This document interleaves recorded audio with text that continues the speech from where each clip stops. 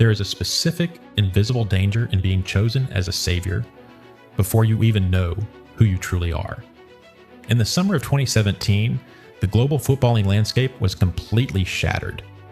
Neymar da Silva Santos Jr., the undisputed crown prince of world football, shocked the entire planet by forcing a record-breaking €222 million transfer to Paris Saint-Germain. The public motive seemed obvious to everyone watching. He wanted to escape the gigantic, suffocating shadow of Lionel Messi at FC Barcelona. He wanted to lead his own project. He wanted to claim the definitive title of the greatest player on earth, but look much closer at that defining moment. Look at the immense, almost unnatural psychological weight that had been placed upon this young man's shoulders since he was just a teenager. We thought we were watching a normal, ambitious athlete making a strategic and financial career choice. We were entirely wrong. We were watching a human being desperately trying to survive a psychological phenomenon that is much larger, much older, and significantly more dangerous than modern sports. To truly comprehend the devastating, beautiful, and deeply fragmented trajectory of Neymar, we must completely step outside of conventional tactical sports critique and media gossip. We must look to the greatest psychologist of the 20th century to decode what actually happened to the boy who was supposed to rule the world. Carl Jung was born in 1875 in Switzerland. He was originally the closest disciple of Sigmund Freud, but he eventually broke away to become his greatest intellectual rival, because Jung believed in something far more profound than just individual childhood trauma. While Freud believed the unconscious mind was just a dark storage room for our personal repressed memories, Jung believed in something infinitely more massive. He called it the collective unconscious. Jung argued that human beings do not enter this world as blank slates. Beneath your personal memories, beneath your individual fears and daily experiences, there's a much deeper, invisible layer of the mind that is shared by all of humanity. It is an ancient reservoir of human experience, accumulated over thousands of years of human evolution. And living deep inside this collective unconscious are what Jung called archetypes. Archetypes are universal patterns of behavior, mythic characters that appear instinctively in every culture, in every religion, and in every era of human history. The sage, the trickster, the shadow, and the most powerful, the most heavily burdened of them all, the hero, the savior.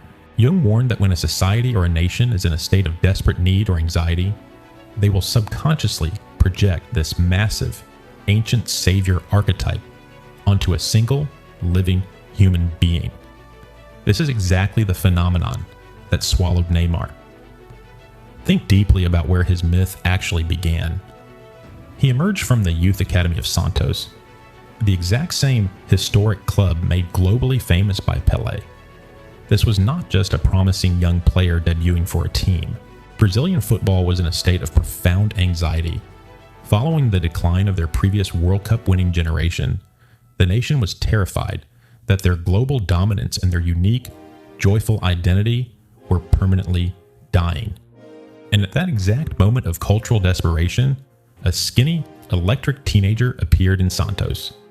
Jung had a specific term for this kind of perfect timing: synchronicity, the meaningful coincidence where the external world perfectly mirrors the internal, unconscious needs of the collective. The collective needed a savior, and Neymar appeared. He didn't just play the game, he performed it with an unyielding, almost provocative joy.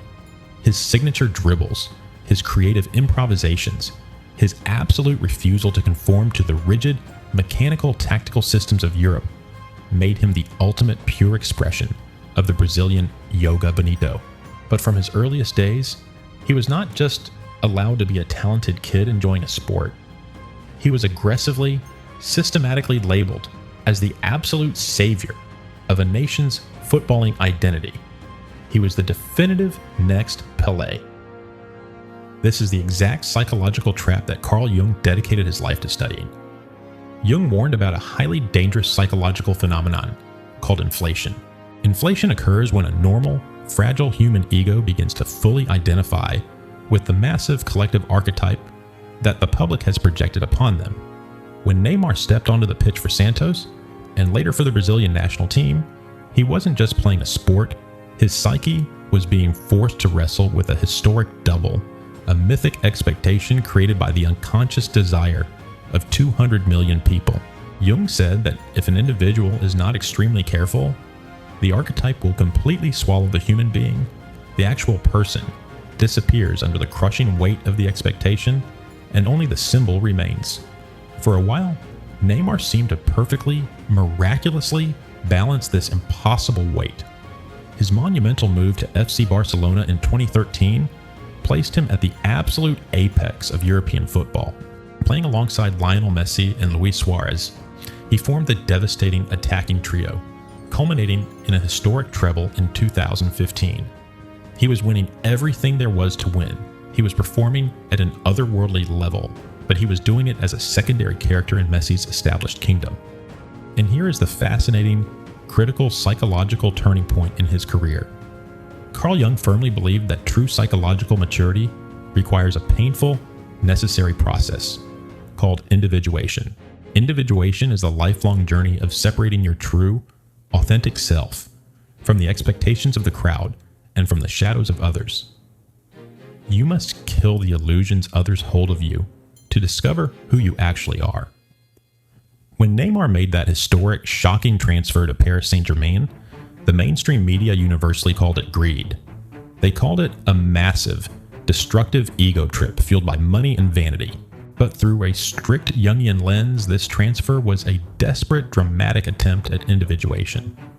Neymar was aggressively trying to break free from the comfortable, collective safety of Barcelona to finally find out who he actually was as a sovereign, independent individual. He needed his own empire to test the limits of his own psyche. But the Parisian project did not bring the salvation or the clarity he was seeking.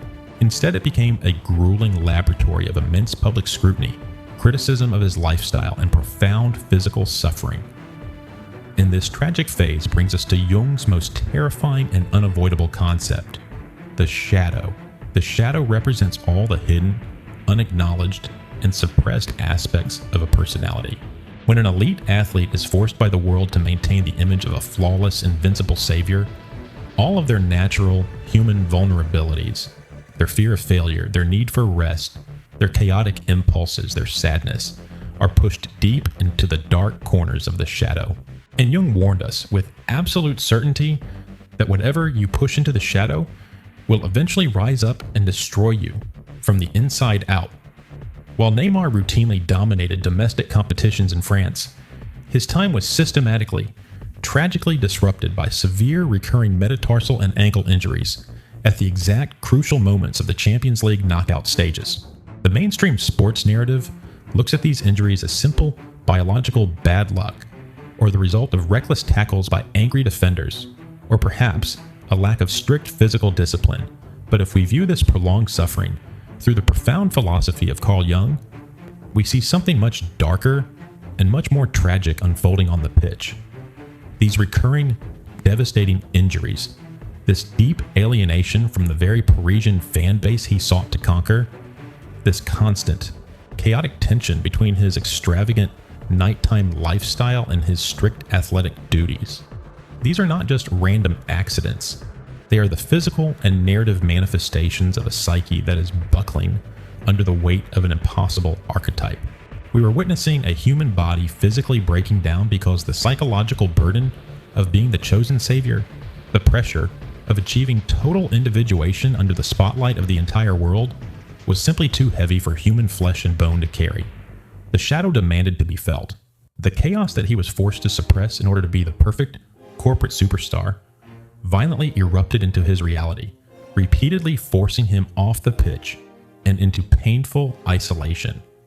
When Neymar ultimately moved to Saudi Arabia, millions of fans and critics immediately declared his career a tragic failure, a massive waste of unadulterated athletic joy. They mourned the loss of the brilliant teenager who used to smile while destroying elite defenses. But they completely failed to understand the fundamental mechanics of the human mind. You cannot possibly expect a human being to carry the massive, collective unconscious anxieties of an entire nation for over a decade without something inside them permanently cracking. Jung understood that when a society projects its deepest fears and highest hopes onto one single person, that person is no longer permitted to simply be human. To fully grasp the sheer, crushing weight of Neymar's existence, you have to zoom out and look at the collective state of his country. Throughout the last decade, Brazilian football was experiencing a profound, unprecedented crisis of identity. The catastrophic, deeply traumatic 7-1 defeat at the 2014 World Cup completely shattered the nation's sporting psyche on their own home soil. In the aftermath of that historic humiliation, Brazil did not just need a talented forward to score goals, they desperately needed a psychological bandage. They needed a figure of pure, unadulterated joy to remind them of who they used to be before the trauma. The collective unconscious of over 200 million people aggressively demanded a mythical savior, and they projected that massive, impossible archetype squarely onto Neymar's young back. But Carl Jung warned us about the terrifying, inescapable shadow side of this exact dynamic. The inherent danger of the hero archetype is not merely that the hero might fail to win a shiny trophy or meet a statistical expectation. The ultimate danger is complete psychological and physical annihilation. When you are actively worshipped as a living god, the world brutally demands that you suffer like one. The mainstream media, the fanatic supporters, and the massive corporate sponsors absolutely refuse to let you step out of the archetype for even a second. Look at the tragic, repetitive history of football itself. Look at players who had the exact same generational, explosive talent, who carried the exact same heavy, suffocating projections of the masses, and who were ultimately completely destroyed by the sheer weight of it. The history books are filled with brilliant, joyous athletes whose fragile human egos were completely crushed by the dangerous inflation of the savior archetype. Yet, despite the relentless media narrative that constantly paints Neymar as an arrogant, disconnected, and spoiled superstar, there's a crucial, deeply revealing detail in his behavior that Jung would have recognized immediately as a survival mechanism. It is his absolute, uncompromising reliance on his family and his tight-knit circle of childhood friends. The mainstream European sports media frequently mocks his entourage, dismissing it as a lack of professional discipline. But through a strict Jungian lens, keeping those childhood friends so close is a desperate, highly necessary grounding mechanism. It is his primary way of anchoring his fracturing psyche to basic reality. When he is surrounded by the exact people who knew him long before the global fame, he is not the mythical, heavily burdened savior of Brazil. He is just Junior, the kid from the coastal city of Praia Grande. Furthermore, look closely at his visceral vulnerability on the pitch when Brazil is inevitably eliminated from the World Cup. Neymar does not maintain a cold, corporate robotic posture to protect his brand. He physically collapses on the grass and cries openly, uncontrollably, in front of billions of viewers across the entire planet. That is not the calculated behavior of a man whose ego has been completely consumed by inflation. That is the raw, unpolished humility of a human being who knows exactly how heavy the burden truly is and who is painfully, acutely aware of his own fragile humanity. He knows deep down that he is merely a temporary vessel for a gift that is infinitely larger than himself. We must fundamentally reframe how we view the final, controversial chapters of Neymar's career. His highly criticized departure from the intense, suffocating pressure of European football to the lucrative league in Saudi Arabia is not a tragic, embarrassing defeat. Through the philosophy of Jung, it is the final, necessary stage of individuation. It is a grown man finally stepping out from underneath the crushing, impossible shadow of the collective archetype. He is actively choosing to stop being the eternal next Pelé, the man destined to dethrone Messi, or the sole savior of a shattered nation. There is a specific, invisible danger in being chosen as a savior before you even know who you truly are. We watched him lift massive trophies, and we ruthlessly demanded that he conquer the world, completely forgetting that he was just a normal human being asked to carry the heavy weight of the heavens. When he left Barcelona in the summer of 2017 to find his own kingdom, We thought we were watching a normal, ambitious athlete making a strategic career choice.